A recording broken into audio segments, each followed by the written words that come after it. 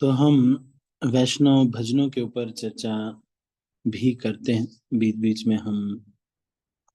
तो H alphabet के जो भजन है उस पर हम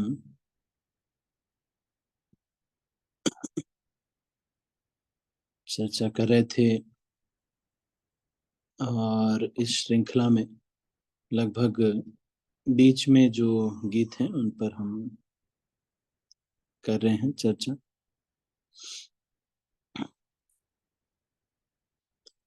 कबे मोर मोरा हाइबे हेनो दिन। तो एक भक्त का हृदय, जैसे सारे लोग एक उस दिन की याद करते रहते जब मेरा बर्थडे आएगा। जब छोटे थे हम तो ये याद करते थे कि कब मेरा बर्थडे आएगा, मुझे गिफ्ट मिलेगा। थोड़े बड़े हुए तो फिर कब वो दिन आएगा, वैलेंटाइन डे आएगा। एक बड़ा सा दिल वाला अंगूठी मुझे गिफ्ट किया जाएगा। इस तरह का हम सोचते थे। तो इसी तरह से एक वैष्णव किस दिन का इंतजार करता रहता है। ये ऑफ कोर्स थोड़ा ऊंचा फिलॉसफी है जो शिला भक्ति विनोद ठाकुर दे रहे हैं। कबे मोरा हबे हेनो दिन, ऐसा दिन कब आएगा। तो वो कौन सा दिन है, इसके बारे में विवेचना कर रहे हैं।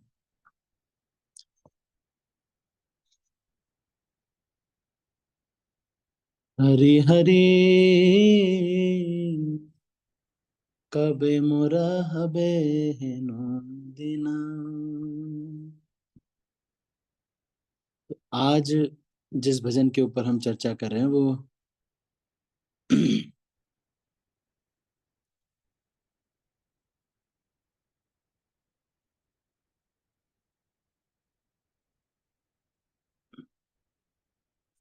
श्रील गोविंदास कविराज के द्वारा लिखा गया है।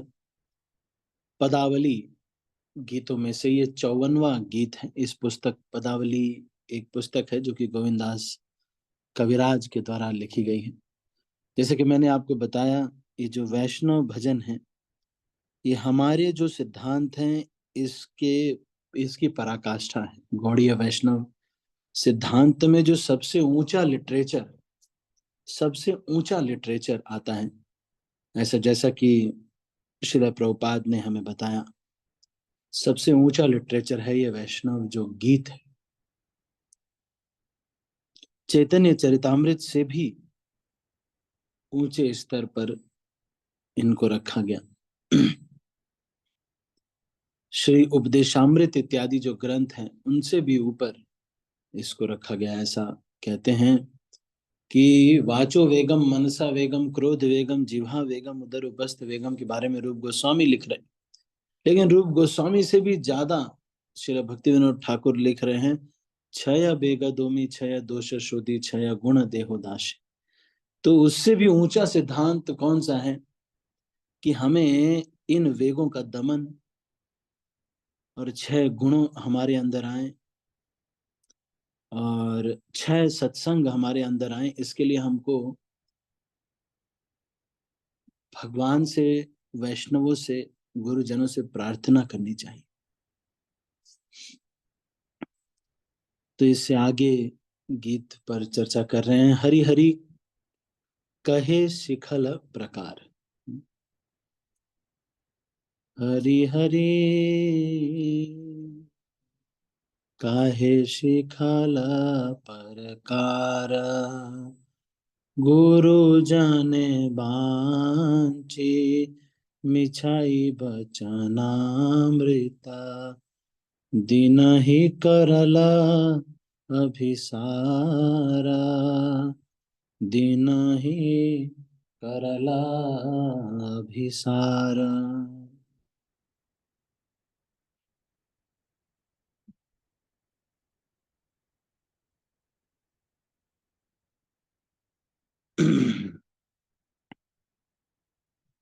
सबहु बधू जना चलु वृंदावना।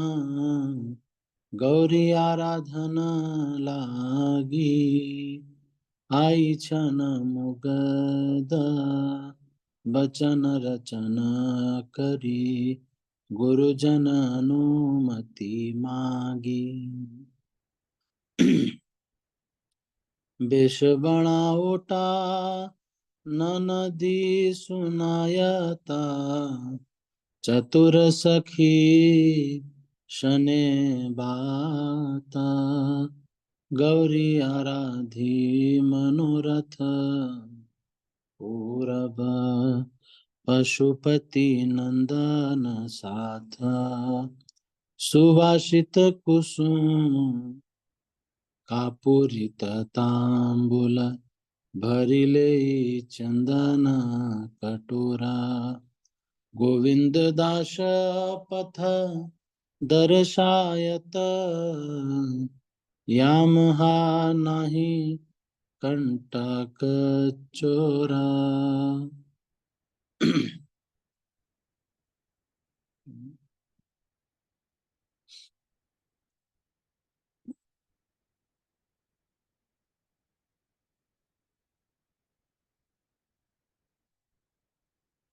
तो एक दिन ऐसा हुआ कि ब्रज में भगवान कृष्ण से मिलने के लिए गोपियां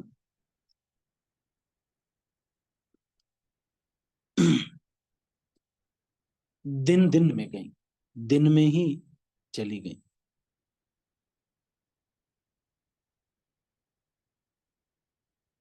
काहे शिखल परकार, फिर करे गुरु जने वांची, मिछाई वचनामृत। झूठ बोलकर, अब जब दिन में बुलाया, भगवान ने दिन में बुला लिया, ऐसा लगा उनको, तो गोपियों को सबको ऐसा लगता था कि हृदय में पर्सनली भगवान बुला रहे। तो अपने जो घर के जो बड़े थे उन सबको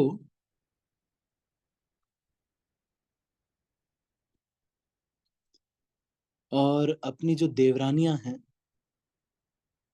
उनको झूठ बोल के, अपने घर के बड़े बूढ़ों को झूठ बोल के भगवान से मिलने के लिए आ गए। दिन में, आज दिन में बुलाया है। सारी गोपियां वृंदावन के जंगल में भागने लगी।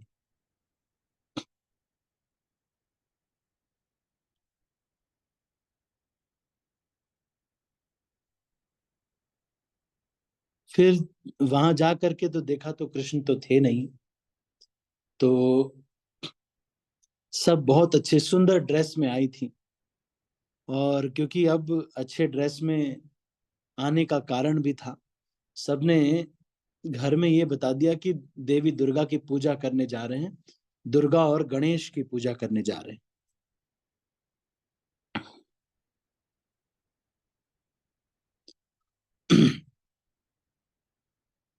तो ये भजन को राग तिलक कामोद में गाया जाता है। अभी मैं राग पे सेट करना, इसको नहीं, तिलक कामोद मुझे पता है राग, लेकिन इसको सेट करना थोड़ा है। क्योंकि राग में किस स्वर को कितना दीर्घ लेना, वो थोड़ा ये इसमें होगा, कभी इसको गाएंगे। और अभी तो जो, तो अ, पूजा की सारी प्रिपरेशंस ले करके वो सब इकट्ठा हो गई हैं, सारी गोपियां।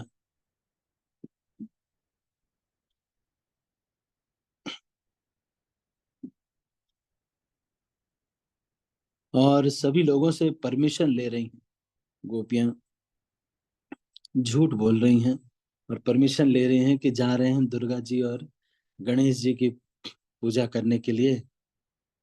और उन्होंने कहा कि हमारी जो भी हमारी जरूरतें हैं और सारी जो इच्छाएं हैं, उसकी पूर्ति के लिए देवी दुर्गा और गणेश की हम पूजा करने जा रहे हैं। ऐसा झूठ बोल करके भगवान कृष्ण से मिलने के लिए गोपियां निकल रही। सुबह कुसुम कापुरित तांबुला, भरिले चंदन कटोरा, गोविंद दास पथ दर्शायत, यामहा नहीं कंटकाचोर। तो गोविंद दास कह रहे हैं कि मैं वहां खड़ा होकर के यही सोच रहा हूँ कि ये सब लोग इतनी जल्दी जल्दी सारी तैयारी कर रही हैं। सारे घर वालों को लगा कि ये क्या, मतलब एकाएक से ये नई पूजा कहाँ से आ गई है। ये, और इतने सारे एक साथ एक ही बहाना कैसे बना सकते हैं। जरूर कोई विशेष पूजा होगी। तो अपनी अपनी देवरानियों, देवरानी नहीं, ओहो, ननद, ननद जो होती ननद को झूठ बोल के, खूब अच्छे से सज करके, है ना। और इतना सजने के लिए अगर कोई और काम बोलेंगे तो इतना सजने के लिए अलाउड नहीं होगा कि इतना सज क्यों रहे। तो गोविंदास जी कह रहे हैं कि सबको झूठ बोलना पड़ता है, बड़े बूढ़ों को भी झूठ बोलना पड़ता है, सबको झूठ झूठ बोल करके ये आती हैं, गोपियां आती। तो गोपी गीत में इसका वर्णन आता है।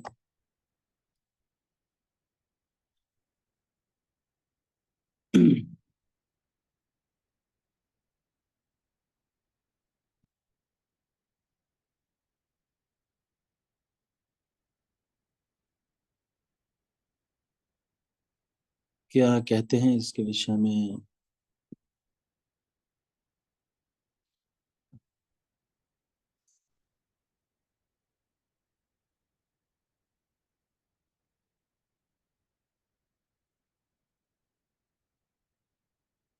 पति सुतान्वया भ्रातृबान्धवा,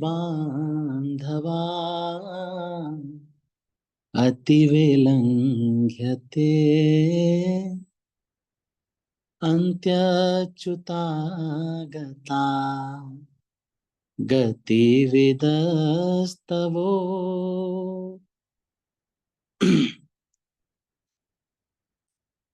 गीत मोहिता कि तव योषिता, कस्त्यजे निशि। क्या कह रहे हैं इसमें, कह रहे हैं कि जो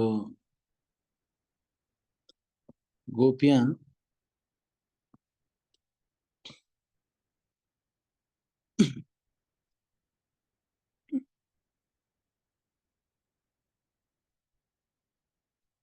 सबको झूठ बोलना पड़ता है, कई बार भक्तों को भी झूठ बोलना पड़ता है। यहाँ पे भक्तों को भी झूठ बोलना पड़ता है। तो वल्लभाचार्य अपनी श्रील वल्लभाचार्य जी अपने सुबोधिनी टीका में इस श्लोक की व्याख्या करते हैं।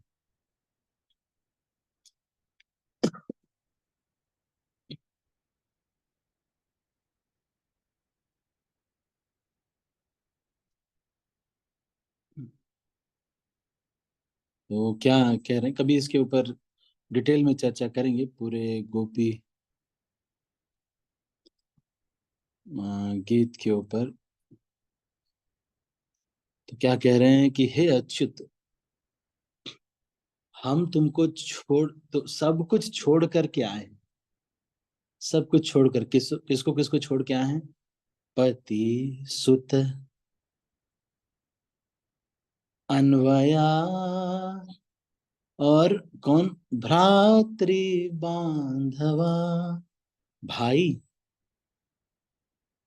भाई को कैसे छोड़ा, रह तो रहे ससुराल में, तो भाई को कैसे छोड़ा।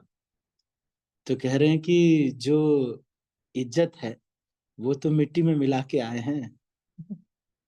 तो रिलेटिव्स को तो बताया नहीं है। आप सोच सकता है ना कोई व्यक्ति कि भगवान की सेवा के लिए, भगवान के लिए चली गई, तो रिश्तेदारों को कहाँ छोड़ा भाई। बाकी तो रिश्तेदार तो होने चाहिए। लेकिन वल्लभाचार्य जी कह रहे हैं कि नहीं नहीं, ये भाई और उनको कैसे छोड़ दिया, ऐसे छोड़ दिया। भाई और जो संबंधी लोग हैं उनको भी छोड़ दिया, कह रहे कि इज्जत तो मिट्टी में मिला ही दी है जब ऐसे भाग गए। पति सुतान वया भ्रातृ बांधवा अति विलंघ्यते अन्त्यच्युता गता गतिविदस्तवो गीत मोहिता। तो यहाँ क्या कह रहे हैं कि, एक मिनट वेट कीजिएगा, एक मिनट।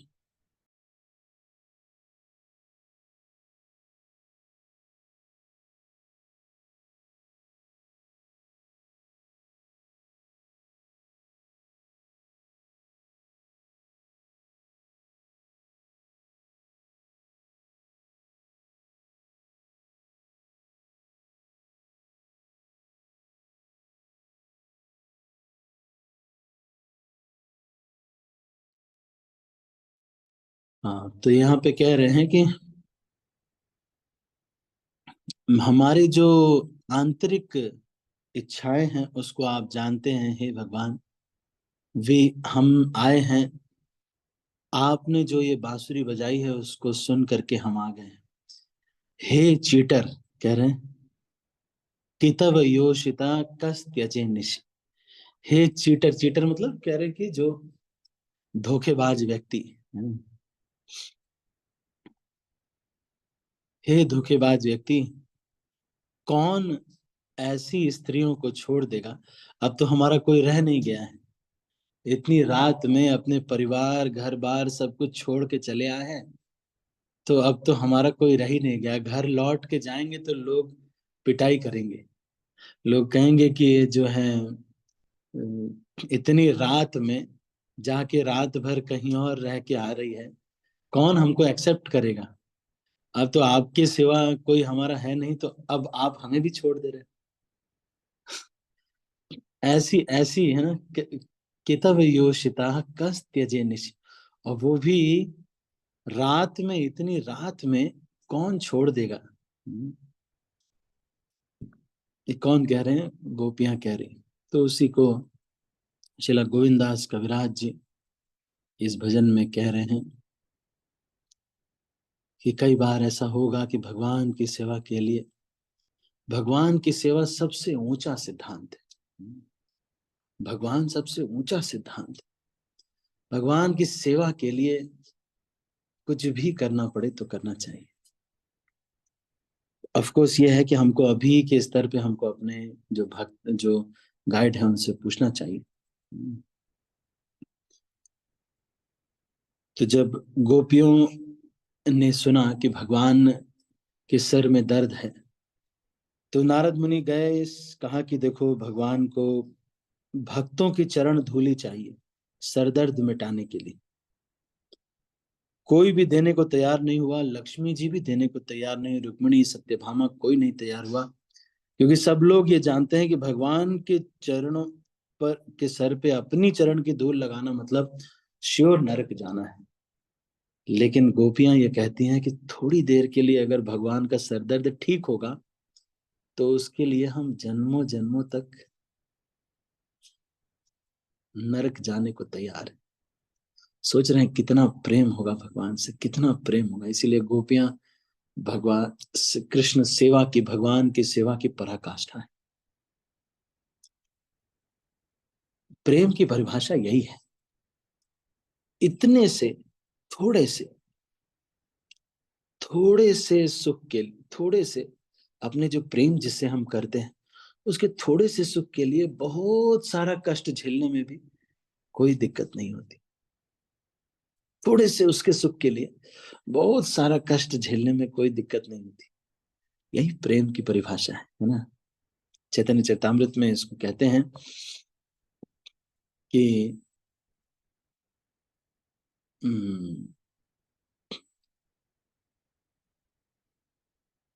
निज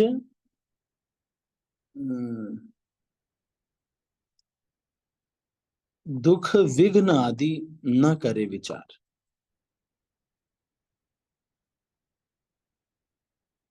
तो क्या कहते, एक मिनट।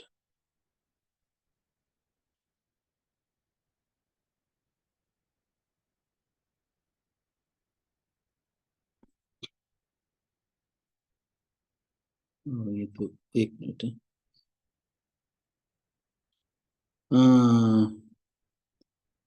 प्रगाढ़ प्रेमेर, हाँ ऐसे कुछ है ना, प्रगाढ़ प्रेमेर। मैं थोड़ा सा मिस कर रहा हूँ आप लोग।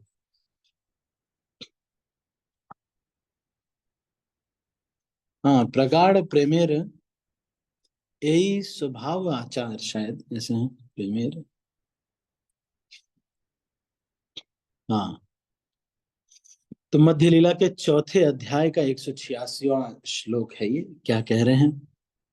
प्रगाढ़ प्रेमेर ऐ स्वभाव आचार, निज दुख विघ्न आदिर ना करे विचार। ये दुनिया में सारे लड़के लड़कियां प्रेम कर रहे हैं, पता नहीं कर पा रहे कि नहीं कर पा रहे, उनको परिभाषा कहाँ पता है कि कैसे होता है प्रेम। लेकिन चैतन्य चरितामृत पढ़ेंगे तो पता चलेगा कि सच में प्रेम क्या हो। तो कह रहे हैं, क्या कह रहे हैं? सच में प्रेम की परिभाषा बता रहे हैं। जब भगवान बहुत प्रगाढ़ प्रेम हो जाता है, तब कितना भी कष्ट, प्रगाढ़ प्रेमेर ऐ स्वभाव आचार, यही उसका स्वभाव भी है, यही उसका आचरण भी है। क्या स्वभाव और आचरण, मतलब उसके आचरण में भी दिखेगा और उसका स्वभाव ही है। मतलब इमीडिएट रिस्पॉन्स इज दिस। थोड़ा सा दुख होगा, थोड़े से दुख होगा, इनको बहुत ज्यादा दुख हो जाएगा। प्रगाढ़ प्रेम रे स्वभाव आचार, निज दुख विघ्न आदि ना करे विचार।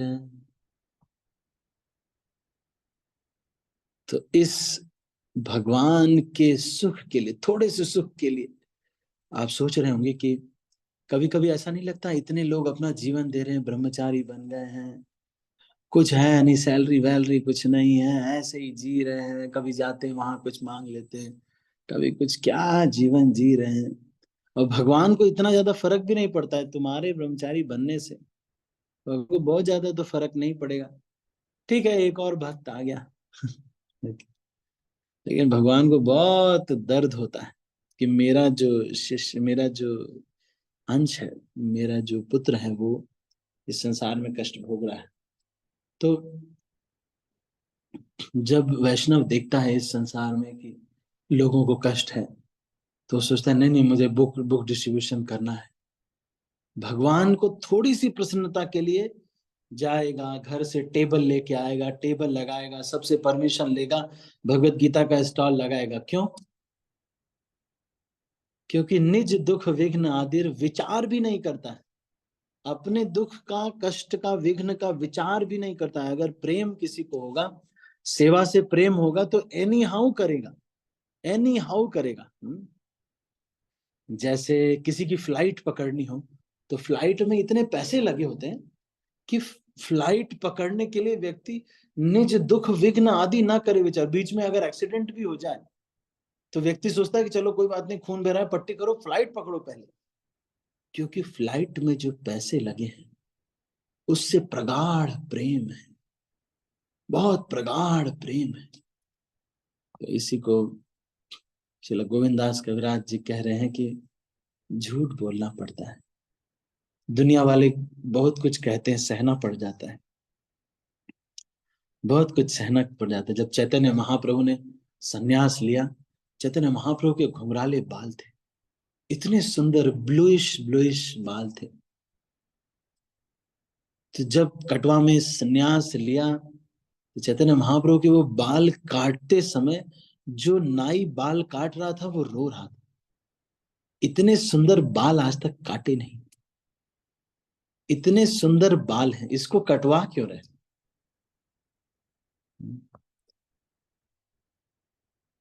तो इसको अभी यहीं पर समाप्त करते हैं। आज हमने ये सीखा कि हाँ, ये बात सही है भाई। देखो, दुनिया में लोग थोड़ा बेइज्जती को तो करेंगे। एक बच्चा हमारे क्लास में, चारू गोविंद प्रभु आजकल वहां पे पहले 9th क्लास में छोटे से थे तो मैं प्रसाद वगैरह दिया करता था उनको। अभी तो वो बोलते हैं कि मैं उनका शिक्षा गुरु हूँ, ऐसे ही बोलते हैं। लेकिन वो तो बहुत अच्छे भक्त हैं। अभी वहाँ के मेरठ टेम्पल के वाइस प्रेसिडेंट हैं। तो मुझे बोलते हैं कि अ, उनके जो शिखा होती थी, सारे क्लास में वो पढ़ने जाते थे, 9th क्लास में 10th क्लास में, तो बच्चे उनकी शिखा खींच के जाते थे। पीछे बैठे रहते तो शिखा खींचते थे इनकी। इनकी शिखा थोड़ी बड़ी थी। 9th क्लास में ही इन्होंने श्रीमद् भागवतम वगैरह पढ़ लिया था, मुझे याद है। He read Shrimad Bhagavatam and all. छोटे से थे, आते थे मंदिर में, तो हम थोड़ा उनको, ये तो नहीं था कि ब्रह्मचारी बन जाएंगे बाद में। बाद में वो ब्रह्मचारी बन गए। लेकिन बड़ा शिखा खींचना पड़ता है। कई लोग बहुत टॉर्चर भी करते, घर वाले भी। तो टॉर्चर तो छोड़ो, यहाँ गोपियां तो छोड़ के आई है सारा कुछ, हाथ छोड़ दी। पति सुतान भया, भ्रातृ बांधव। लेकिन जिसको भगवान से प्रेम हो जाता है वो इन कष्टों को सह लेता है, सह भी लेता है। और वो ये भी सोचता है कि नहीं, मेरे को भगवत प्राप्ति कर लेनी है इसी जन्म में। उदाहरण आता है एक चातक पक्षी का। चातक पक्षी का। इसके बाद श्री विदग्ध माधव ग्रंथ में एक श्लोक आता है। भगवान राधा रानी लेट जाती हैं, एक ललिता देवी से कहती है कि देखो, मैं इतना मुझे विरह हो रहा है, 4 बजे के लिए बोला था, कृष्ण ने आया नहीं, मेरा प्राण चला जाएगा। तो ललिता ने कहा कि अरे तुम मर जाओगी तो कृष्ण रोते रोते कृष्ण भी मर जाएंगे। तो राधा रानी ने कहा, ओह ये तो बहुत कष्ट हो जाएगा कृष्ण को, मैं कृष्ण को कष्ट नहीं देना चाहती। तो क्या करें? तो ऐसा करो कि विरह में तो ऐसा करो कि मुझे जो है कृष्ण मुझे मरा हुआ देख देख ना पाए, इसके लिए ऐसा करो, मैं तो आत्महत्या कर लेती हूँ। और मुझे जो है ये तमाल का जो पेड़ है, इसकी किसी डाल पर ही लिटा दो। ताकि चील, वो सबसे अच्छा आइडिया रहेगा। तो ललिता देवी कहती है कि हाँ ये आइडिया ठीक रहेगा, कि ऊपर लिटा देंगे तो चील कौवे तुमको खा लेंगे। तो फिर राधा रानी कहती है कि लेकिन उनसे कहना कि चील कौवों से कहना कि मेरी आंखें नहीं खाएंगे, क्योंकि इसमें कृष्ण को देखने की आशा है, इसलिए आंखें नहीं खाएंगे। सब खा लेंगे लेकिन आंखें नहीं खाएंगे। देख रहे हैं कौन लिख रहा है? रूप गोस्वामी लिख रहे हैं। ये श्लोक हमारा नहीं है, रूप गोस्वामी लिख रहे हैं। इंटेंस लव, भगवान से प्रेम इतना हो गया। इस संसार में ट्राई करते करते लोग धोखा देते, फिर ट्राई करते, फिर धोखा देते। जिस बेटे को इतने अच्छे से पाला, वही एक दिन कहता है चलो निकलो यहाँ से, पापा तुमको कुछ आता नहीं है। कितना भी कुछ भी इन्वेस्ट कर लो, लेकिन वो सब लोग धोखा दे देते। एक बार कृष्ण में इन्वेस्ट करके देखिए, 2-3 महीने अगर प्योर इन्वेस्टमेंट करके देखिए, मैं आपको बताऊं इतना आध्यात्मिक आनंद आएगा। प्योर इन्वेस्टमेंट, ये नहीं कि ये भी कर रहे हैं, वो भी कर रहे हैं, वो भी कर रहे हैं, सब चीज नहीं, एकदम प्योर शुद्ध। 3 महीने। हमारे तमाल कृष्ण महाराज ने एक बार एक व्यक्ति को चैलेंज कर दिया, बोला कि 3 महीने आप एकदम शुद्ध रूप से आचरण करके देखो, अगर आपके हृदय में परिवर्तन नहीं अनुभव होता है तो मैं आपको $15,000 दूंगा। महाराज ने कैश देने की बात कही। ये कृष्ण भावनामृत आंदोलन बहुत शक्तिशाली है। आप पालन तो करके देखिए शुद्धता से। कैश $15,000 मिलेगा, अगर चेंज नहीं हुआ तो। बहुत पावरफुल है। और एक बार 10 दिन के लिए ही सही, 10 दिन के लिए ही सही, ये वाला प्रेम करके देखिए। कृष्ण का इतना सा दुख भी, उससे इतना प्रेम होता है, जिससे इतना प्रेम होता है ना, उसका इतना सा दुख भी हम सहन नहीं कर पाते। उसको इतना सा कष्ट होगा, उसके लिए मुझे जीवन भर भी कष्ट हो, कोई प्रॉब्लम, लेकिन उसका कष्ट ठीक करना चाहते हैं। यह है प्रेम की परिभाषा जो चैतन्य चरितामृत बताती है। ये दुनिया के लड़के लड़की या फिल्म के गाने क्या बताएंगे। वो तो बस यही बता रहे हैं कि तुम्हारा चमड़ा मुझे पसंद आ गया है, तुम्हारे होंठ का चमड़ा, तुम्हारे गाल का चमड़ा, तुम्हारे बाल, और ये सारी जो तुम्हारी और जो तुम परफ्यूम लगाती हो, जो तुमने 75 रुपए का खरीदा है, वो सब मुझे पसंद आ गया है। ये पसंद आने से थोड़ी होगा।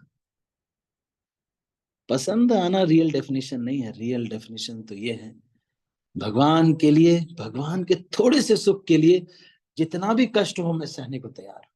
जितना भी, कोई भी एनी ऑब्स्टेकल्स, कभी ये नहीं गिनाते प्रभु जी मंदिर जाएंगे, प्रभु जी मैं 11 बजे आऊं क्या, आप 9 बजे बुला रहे, मैं 11 बजे, मेरे क्यों प्रभु जी, मेरे को आना ही है मंदिर के साइड ना, तो उधर ही से उधर भी आ जाएंगे, है ना। नहीं, पहले आने का मुझे कष्ट नहीं करना पड़ेगा, क्योंकि कृष्ण की प्रसन्नता से ज्यादा मेरी प्रसन्नता इंपॉर्टेंट है। तो जब जुगाड़ ही लगा रहे हैं भगवान की सेवा के लिए, ज्यादा जुगाड़ लगा रहे हैं अच्छा संडे को जाएं कि ना जाएं, अगर जाएंगे तो प्रसाद चलो ₹100 प्लेट होता है, घर पे बनाएंगे तो उतना, अच्छा 50 रुपए यहाँ, अच्छा भाड़ा लगेगा, 50 रुपए का फायदा हो जाएगा क्या, चलो ठीक है चलते, चलते हैं संडे को चलते। वैसे ऐसे भी जाना ठीक है, लेकिन ये कोई कैलकुलेशन में क्या फायदा है। एक बार 10 दिन के लिए, मैं कह रहा हूं एक बार 10 दिन के लिए ऐसा 100% वाला प्रेम करके देखना चाहिए, गोपियों वाला प्रेम। कोई भी नहीं, नहीं सब छोड़ करके, नहीं नहीं। ठीक है, तो अभी इसको यहीं पर हम समाप्त करते हैं। आज हमने चर्चा किया कि दुनिया वाले तो नाराज होंगे, कुछ झूठ तो बोलना पड़ेगा भाई। सच में रघुनाथ दास गोस्वामी ये कहते हैं कि, अरे भक्ति सिद्धांत श्री ठाकुर ये कहते हैं कि जब लोग गाली वाली दे रहे हैं तब समझो कि सही रास्ते पे हो। जब लोगों को दिक्कत हो रही है, परेशानी हो रही है, थोड़ा गाली वाली दे रहे हैं लोग, इसका मतलब ठीक है, हाँ अब भजन कर रहे हैं कुछ, है ना। नहीं, कोई कुछ कह ही नहीं रहा है इसका। आप लेट उठते हैं, 8 बजे उठते हैं, आपसे कोई डिस्टर्ब ही नहीं हो रहा है। जब आप सुबह उठ के घंटी बजाने लगे तब ना पब्लिक जनता डिस्टर्ब होगी।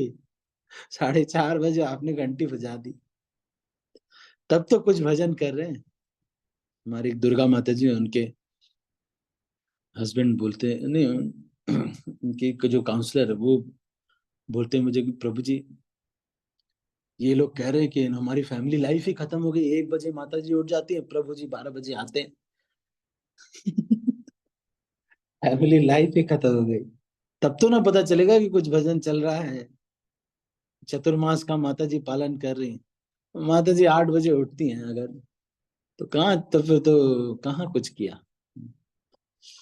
इसका मतलब ये भी नहीं है कि लोगों को देख, ये थोड़ा सा सीनियर्स वाली क्लास है, आप समझ रहे हैं, तो थोड़ा सा इसमें समझना पड़ेगा।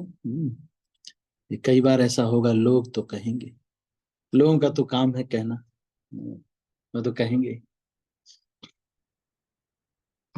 ठीक है, तो अभी हम इसको यहीं पर समाप्त करते हैं। आप सभी का बहुत बहुत धन्यवाद। हरे कृष्णा, श्रील प्रभुपाद की जय। किसी के मन में कोई प्रश्न है तो, वैसे तो समय नहीं है हमारे पास, फिर भी यदि आपके मन में कोई प्रश्न है तो पूछ सकते हैं। हरे कृष्णा प्रभु जी। हरे कृष्णा प्रभु जी, दंडवत प्रणाम। प्रभु जी अभी आपने मध्य लीला का क्या बताया था, मध्य लीला के?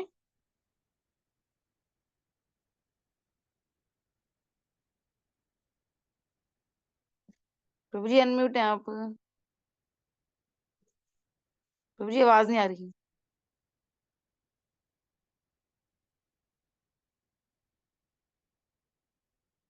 हरे कृष्णा हरे प्रभु जी आ रही है।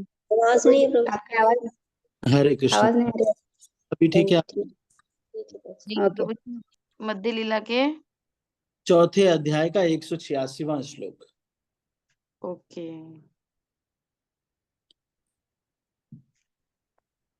ठीक है, तो अभी इसको यहीं पर समाप्त करते हैं। आप सभी का बहुत बहुत धन्यवाद।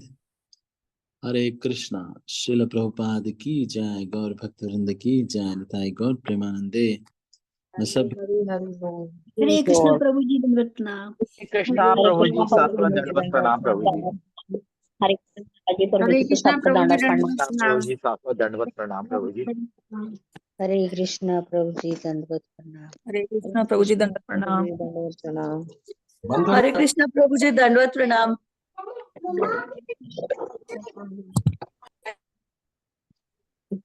आ गए। हरे कृष्ण प्रभु जी दंडवत प्रणाम।